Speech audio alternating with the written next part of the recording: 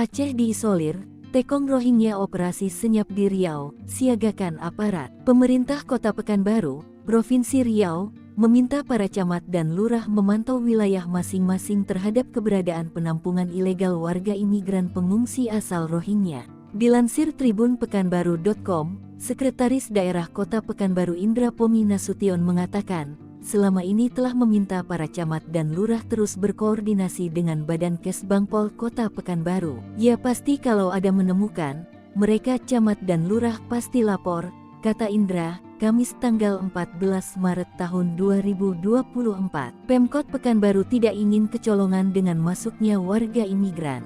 Apalagi sampai adanya penampungan ilegal yang ada di tengah masyarakat. Sebagai informasi, beberapa waktu lalu, polisi menggerebek rumah yang ditempati 59 orang pengungsi Rohingya di Kecamatan Tuah Madani, Pekanbaru. Diduga mereka dikumpulkan oleh para tekong agen asal Rohingya untuk diselundupkan ke Malaysia.